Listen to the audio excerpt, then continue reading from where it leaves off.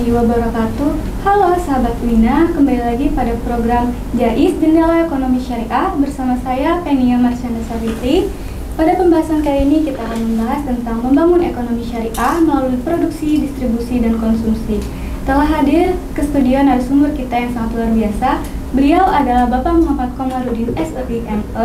Beliau menjabat sebagai sekretaris jurusan Ekonomi Syariah sekaligus dosen di Fakultas Ekonomi dan Bisnis Islam di UIN Antasari Banjarmasin. Assalamualaikum Bapak. Waalaikumsalam warahmatullahi wabarakatuh. Bagaimana kabarnya Bapak? Alhamdulillah baik. Ya. Puasanya lancar Pak? Alhamdulillah puasanya lancar. Kita di bulan Ramadan sekarang ya. Baik Bapak, kita langsung masuk ke pembahasan. Pembahasan kita kali ini mengangkat tema membangun ekonomi syariah melalui produksi, distribusi, dan konsumsi. Saya ingin bertanya Pak tentang bagaimana gambaran sistem ekonomi syariah itu?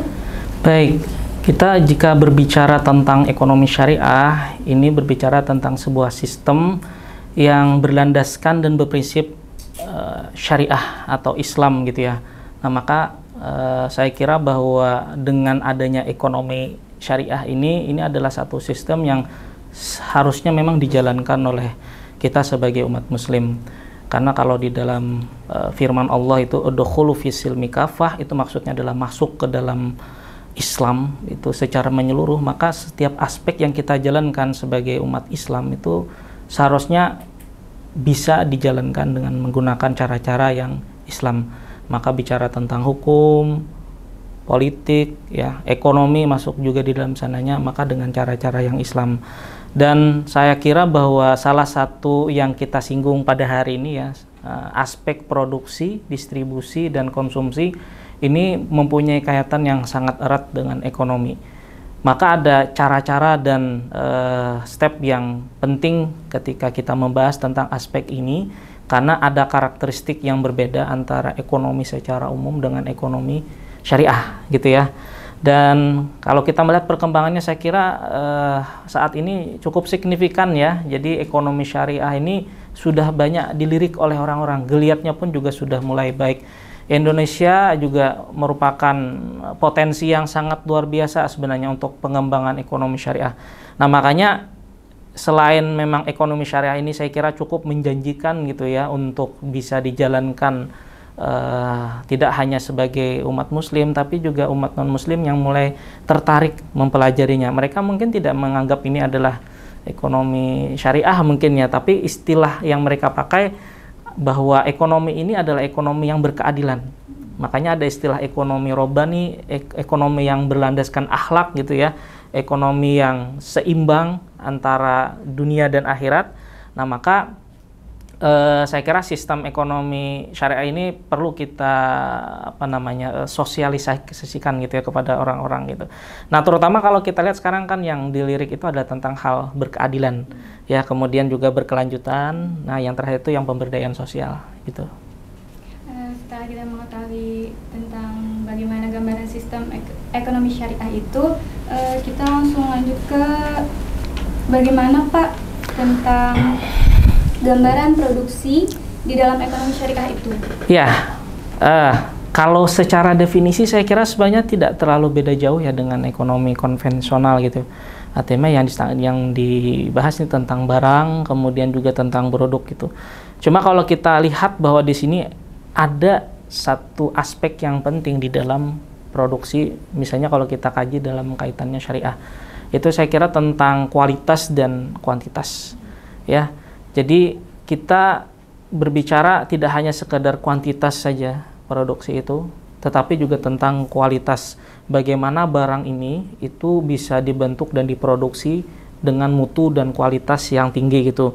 Dan tentu saja memang kita melihat dari segi maslahahnya. Jadi ketika kita berbicara tentang produksi, kita tidak hanya sekedar produksi sembarang barang saja gitu ya. Tidak hanya sekedar membuat suatu barang untuk orang lain kemudian kita mendapatkan keuntungan, tidak. Yang kita lihat adalah apakah barang itu berguna atau tidak, apakah barang itu bermanfaat atau tidak, apakah barang itu kemudian bisa memberikan maslahat untuk orang lain. Saya contohkan misalnya kalau memang produksi di dalam konteks umum atau konvensional yang mengatakan tidak ada batasan antara halal dan haram, maka sah-sah saja misalnya kalau kita mau memproduksi minuman keras ya, atau misalnya membuat makanan yang haram gitu. Nah, tapi tidak bagi umat muslim gitu, bahwa barang-barang ini itu menimbulkan mudarat bagi konsumennya ya, ataupun saya kira juga produksi untuk barang-barang yang lain yang sifatnya itu mendatangkan mudarat untuk para konsumen. Nah, maka di dalam etika bisnis, produksi seperti ini sangat dilarang ya, jadi harus dihindari gitu ya. Maka tujuan daripada produksi ini saya kira bukan hanya sekedar keuntungan di dunia saja gitu ya, tapi bagaimana kemudian keuntungan itu juga didapat di dalam di akhirat juga. Nah, saya kira seperti itu. Setelah mengetahui gambaran dari produksi di dalam ekonomi syariah, kan tadi ada 3 Pak, ada produksi, distribusi, dan konsumsi. Lalu bagaimana di distribusi di dalam ekonomi syariah itu Pak?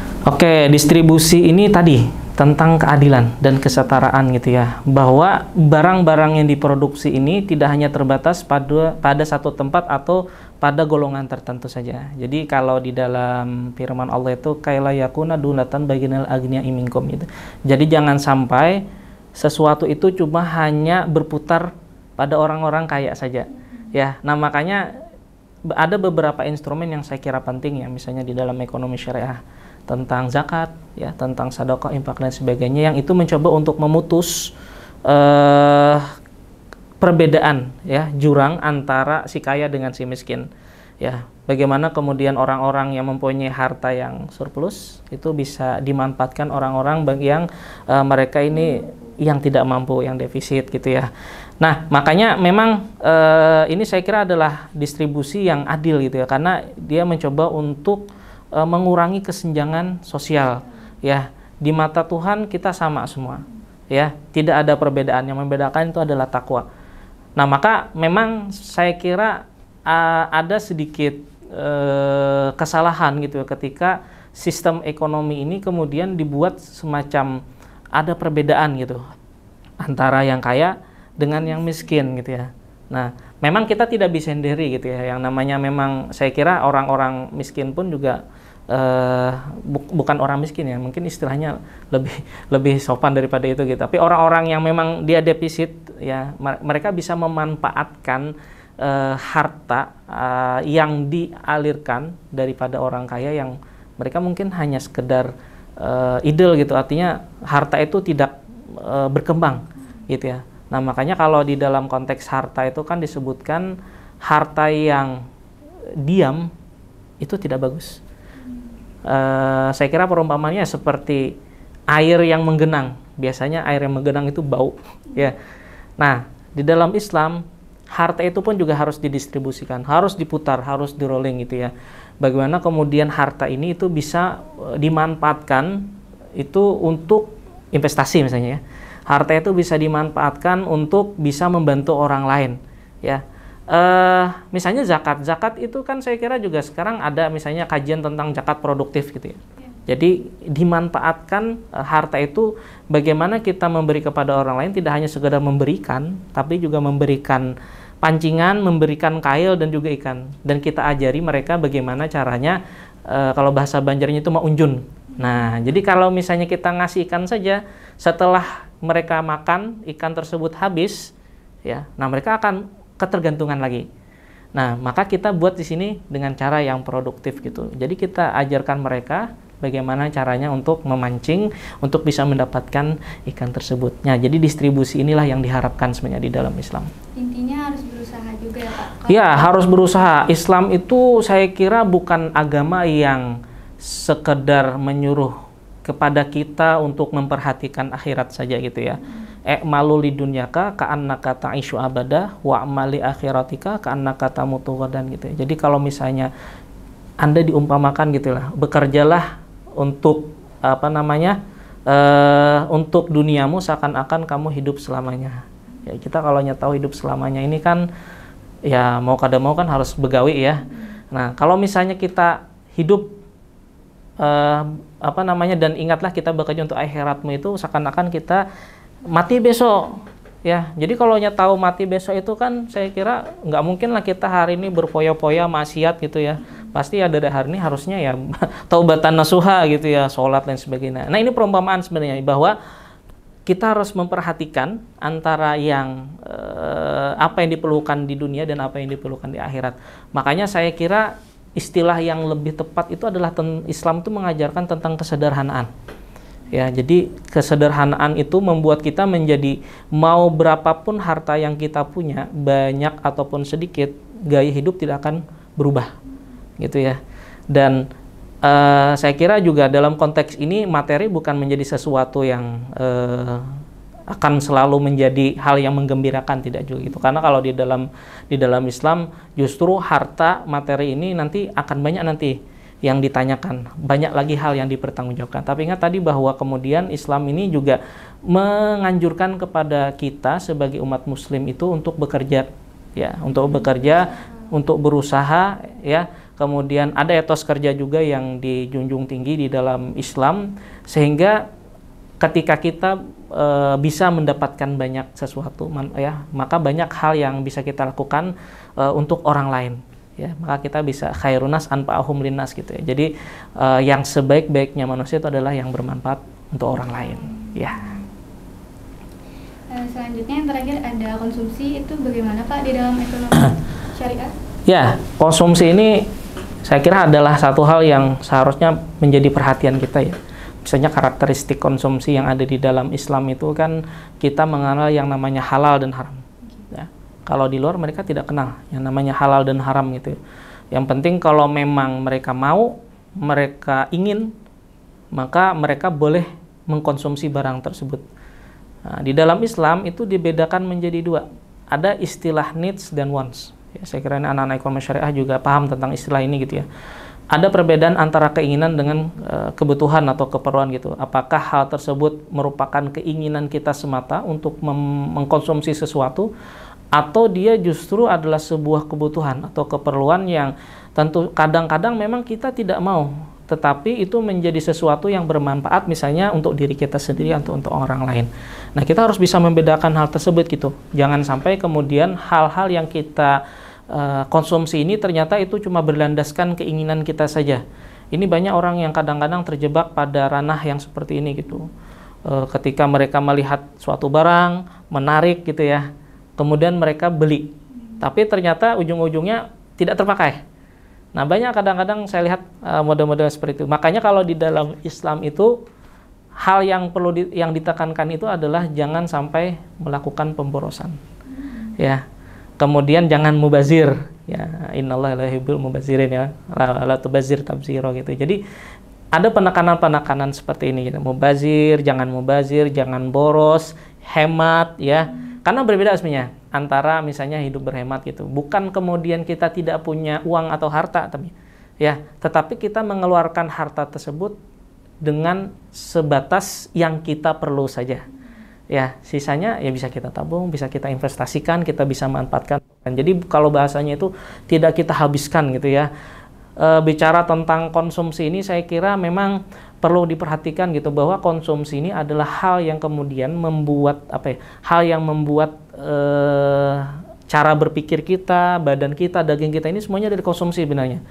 Makanya kalau memang misalnya ada barang-barang yang haram masuk kepada kita, itu biasanya akan mempengaruhi cara berperilaku kita.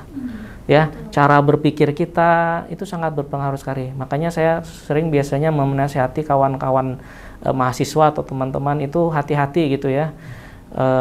Apalagi nanti kalau sudah berkeluarga, ini yang khususnya laki-laki gitu. Ketika Anda bekerja gitu, jangan sampai nanti anak dan istri Anda itu dikorbankan untuk konsumsi yang mereka sebenarnya tidak tahu bahwa itu adalah berasal daripada yang haram gitu ya. Misalnya korupsi, gitu, uang curi dan sebagainya, itu jangan sampai, karena nanti apa yang masuk ke kita itu akan menjadi daging ya. Dan dalam beberapa riwayat juga misalnya ada barang haram yang masuk ke badan kita ini kan, maka amal ibadah kita itu nanti dalam waktu yang dalam waktu dalam beberapa masa itu tidak diterima oleh Allah Subhanahu wa taala. Jadi sangat penting sekali ini. Banyak ayat-ayat berkaitan dengan apa namanya, dengan konsumsi gitu ya. Misalnya tentang wa ahlallahu bai'a wa harrama riba gitu ya. Ini luar biasa saya kira, karena sangat prinsipal sekali ini tentang riba ini. Anak-anak ekonomi syariah itu benar-benar diajarkan tentang yang mana yang riba, yang mana yang halal, tentang jual beli. Seperti itu. Pertanyaan selanjutnya, dalam konteks produksi, distribusi, dan konsumsi, apakah ekonomi syariah dapat dibangun dengan berkolaborasi, Bapak? Oh, sangat bisa. Justru saya kira ekonomi syariah ini tidak bisa dibangun sendiri-sendiri, secara parsial kalau bahasanya gitu ya. Harus dikerjakan dengan simultan. Kolaborasi penting di sini. Dukungan dari segala pihak untuk bisa membangun ya. Tema kita tentang membangun ini, bisa membangun ekonomi syariah, yang mana ekonomi syariah ini juga nanti saya kira akan menjadi sesuatu yang dapat menjawab permasalahan-permasalahan ekonomi secara global gitu ya. Nah, misalnya kalau kita lihat sektor yang penting itu pemerintah misalnya ya. Nah, pemerintah ini dengan segala regulasinya saya kira alhamdulillah sekarang memang sangat terlihat gitu ya keberpihakan terhadap ekonomi syariah. Kemudian kita bisa melihat juga tentang pasca merger Bank Syariah yang menjadi Bank Syariah Indonesia ya, BSI sekarang itu saya kira juga menjadi gambaran betapa besarnya ekonomi syariah yang ada di Indonesia saat ini. Kita perlu pahami bahwa sebenarnya Indonesia ini bukan negara Islam ya saya kira ya, tetapi kebetulan bahasa saya kebetulan ya, mayoritas populasinya Islam ya. Nah, tapi itu adalah salah satu potensi sebenarnya bahwa kita mempunyai apa namanya komitmen atau kita mempunyai potensi yang sangat besar untuk bisa menjalankan ekonomi syariah ini ya. Dan model pemberlakuan ekonomi syariah yang ada di Indonesia ini itu kalau kita melihat dalam sejarah memang dia dari down to top. Bahasanya itu adalah dimulai daripada masyarakat atau rakyat sendiri gitu ya, yang mereka mencoba untuk menawarkan satu sistem ekonomi yang syariah ya. Beda misalnya kalau bicara tentang Malaysia yang sepengetahuan saya mereka dimulai dari pemerintah dulu, top to down gitu. Jadi pemerintah yang mulai regulasinya, mereka buat ini itunya, kemudian rakyat ngikutin. Kalau kita enggak, rakyat dulu yang mendesak. Ya, mereka membuktikan dengan adanya BMT ya, kemudian koperasi syariah yang saya kira semuanya itu awalnya berjalan secara mandiri ya, tanpa bantuan daripada pemerintah. Dan kita bisa lihat bahwa mereka semuanya bisa berkembang dengan aset yang luar biasa saya kira. Ya, dan sekarang tentu saja pemerintah melihat hal ini maka mau tidak mau saya kira harus bertindak juga ya dengan respon yang positif. Supaya kiranya memang ekonomi syariah ini bisa berkembang. Nah, kemudian kalau kita lihat pada apa namanya sektor yang misalnya pelaku usaha ya. Nah, pelaku usaha ini juga sudah mulai bergerak gitu ya, untuk bisa menciptakan sebuah usaha yang tidak hanya bersandar pada tatanan ekonomi secara umum, tapi juga dengan cara-cara yang syariah gitu ya. Kalau kita di Banjar ini saya kira itu sangat terlihat sekali gitu tentang ekonomi syariah. Misalnya tentang akadnya ya, Pak. Akadnya, ijab kabul, tentang sigotnya yang itu disampaikan secara lafzi dan zahar gitu ya, jual tukar, dan itu merupakan sesuatu yang sangat luar biasa saya kira gitu. Ya meskipun memang secara hukum ada banyak hukum-hukum yang bisa memayungi hal ini gitu ya. Artinya bahwa ketika ada yang tidak dengan lafznya bukan berarti kemudian tidak sah saya kayak, tetapi memang ada hukum-hukum yang memayunginya gitu. Nah jadi potensi ini sangat besar gitu ya, apalagi memang pelaku usaha misalnya kita sesama Islam gitu ya. Nah bagaimana caranya misalnya tidak hanya tadi dari segi objek, kemudian juga dari segi akadnya gitu ya, kemudian dari segi pelayanannya, salam dan sebagainya, etika bisnisnya kita semua junjung tinggi, maka sebenarnya ekonomi syariah ini bisa berkembang pesat sekali gitu ya. Kemudian kita juga misalnya dari kalangan akademisi seperti Pian dan kawan-kawan di sini kan, ini saya kira termasuk sebagai literasi sebenarnya. literasi untuk menyampaikan bagaimana sih tentang ekonomi syariah gitu ya. Nah, maka saya berharap sebenarnya memang mahasiswa bisa menjadi sebuah ikon gitu ya, khususnya teman-teman ekonomi syariah ya, dosen-dosennya juga seperti itu, VB juga seperti itu gitu ya, sebagai ikon untuk bisa mengembangkan dan membangun ekonomi syariah. Nah, misalnya tentang sosialisasi ya, kita menginfokan kepada masyarakat yang mungkin agak sedikit salah paham tentang ekonomi syariah, yang mana mereka kadang-kadang agak menyamakan gitu ya. Ini sama saja katanya, ekonomi syariah mau bank syariah mau bank konven ya sama aja. Nah, tapi sebenarnya agak ada bedanya di sini gitu ya. Nah, dan yang penting memang partisipasi aktif gitu ya dari masyarakat gitu. Ketika memang kita sudah memberikan respon yang positif ya, akademisinya, pemerintahnya, masyarakatnya juga harus mendukung ya. Nah, dukungannya seperti apa gitu ya? Dukungannya tadi itu kita mencoba untuk bisa memahami bagaimana sebenarnya sistem ekonomi syariah ini ya, pada ranah produksi gitu ya, pada ranah distribusi dan juga konsumsi dijalankan, sehingga tidak terjadi kesalahpahaman gitu ya. Karena saya kira agak lucu kalau misalnya memang kita bertanya tentang siapa sih yang menjalankan. Ya kalau tidak kita siapa lagi? Ya kalau bukan umat Islam siapa lagi gitu. Agak lucu kalau memang umat Islam kemudian menyerang tentang sistemnya sendiri gitu ya. Saya kira memang tentang sistem ini saya percaya bahwa tidak ada yang salah sebenarnya sih. Ya karena agama itu mengajarkan hal yang benar. Nah yang salah itu kadang-kadang oknumnya gitu. Jadi yang menjalankannya ya. Makanya dalam salah satu ucapan itu pernah disampaikan al-Islamu jadi Islam itu mahjubun ya, al-Islamu mahjubun bil muslim. Jadi Islam itu tertutupi oleh muslim. Jadi tidak ada kesalahan sebenarnya dalam Islam. Islam itu luar biasa. Islam itu bagus gitu ya. Ekonomi syariah dengan Islamnya juga bagus gitu. Nah, tetapi itu tertutupi oleh muslim. Muslim ini berarti orangnya, al-insannya gitu. Jadi orangnya yang menjalankannya. Jadi kalau misalnya kawan-kawan melihat ada misalnya gitu orang muslim atau orang Islam yang berperilaku yang tidak mencerminkan seperti orang Islam, itu jangan salahkan Islamnya. Ya ini ya jadi salahkan bisa jadi orangnya yang bersalah gitu ya. Ya saya kira itu. Menurut Bapak, apakah di Indonesia ini sudah banyak peminatnya yang menerapkan ekonomi syariah itu, Pak? Oh, sangat banyak sekali ya.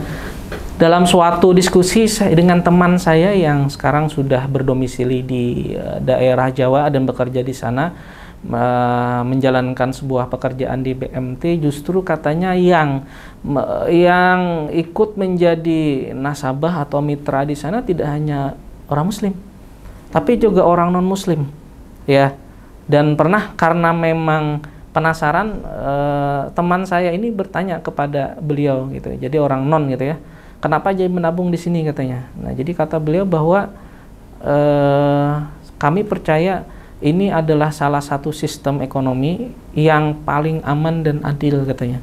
Dengan loss and profit sharingnya misalnya, dengan sistem bagi hasilnya, margin yang itu ternyata lebih logikanya lebih masuk daripada bunga, yang mana kalau bunga ini kan dia berharap tentang keuntungan, tapi padahal kita tahu bahwa yang namanya bisnis itu kan ada untung ada rugi gitu ya. Nah, tapi kalau bagi hasil kan ada sedikit perbedaan.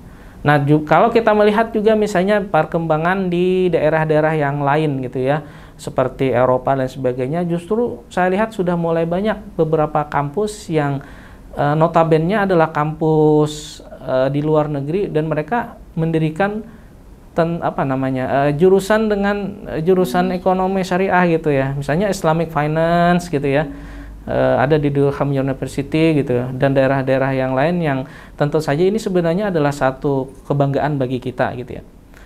Di Eropa sendiri saya kira juga ada yang beberapa bank itu katanya memang sudah mulai menerapkan sistem bagi hasil gitu ya. Mereka tidak mengistilahkannya ini ekonomi syariah gitu ya sebenarnya. Tidak mengistilahkan ekonomi syariah, tetapi saya lihat ini adalah sistem yang dibawa dan ditawarkan oleh ekonomi syariah. Artinya apa? Bahwa minat yang sudah diberikan oleh orang-orang terhadap ekonomi syariah ini sebenarnya memberikan sebuah jawaban kepada kita bahwa ekonomi syariah itu bisa mengatasi permasalahan-permasalahan yang terjadi di dunia ekonomi saat ini gitu ya. Jadi bukan bukan suatu sistem yang ketinggalan zaman misalnya. Saya kira tidak gitu, tetapi bisa menjawab permasalahan-permasalahan. Dan bagi kita ya, bagi Anda dan saya sebagai praktisi ekonomi syariah, memang ada tuntutan gitu bahwa ketika ada sebuah masalah yang terjadi di dunia ini ya, maka prinsipnya an-nusus mutanahiyah wal waqa'i ghairu mutanahiyah gitu ya, bahwa yang namanya nas atau teks itu sudah habis, tetapi kejadian-kejadian fakta-fakta di lapangan dia tidak akan pernah habis. Nah, kuncinya apa? Maka ekonomi syariah itu harus bisa menjawab permasalahan ini. Jadi jangan sampai nanti ada pernyataan misalnya tentang ekonomi syariah nggak bisa jawab tentang inflasi, kan nggak ada pembahasan itu misalnya. Bisa menjawab tentang money changer, dia bisa menjawab hal-hal yang kaitannya tentang hal-hal yang berkembang saat ini. Nah, itu saya kira pernyataannya kurang tepat gitu ya, karena ternyata juga baik secara tekstual ya, yang sifatnya mungkin perlu pengembangan gitu ya. Nah, itu sudah ada pembahasannya dan udah dikembangkan oleh para ekonom kontemporer khususnya di kalangan muslim untuk bisa menjawab hal-hal ini.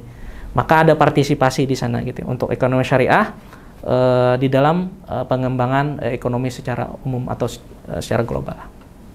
Oke, gitu. Setelah pemaparan Bapak tadi, lalu bagaimana mewujudkan pembangunan ekonomi syariah yang berkelanjutan, Pak? Oke.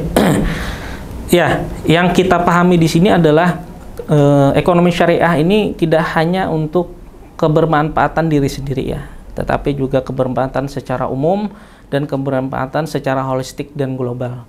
Artinya apa? Bahwa kita menjunjung tinggi tentang ekonomi yang berkeadilan, ekonomi yang itu tidak hanya menguntungkan untuk diri sendiri tapi juga untuk orang lain gitu ya. Nah, maka saya kira sebenarnya ini adalah satu potensi dan peluang yang sangat besar sekali gitu untuk bisa mengembangkan ekonomi syariah ini secara berkelanjutan gitu ya.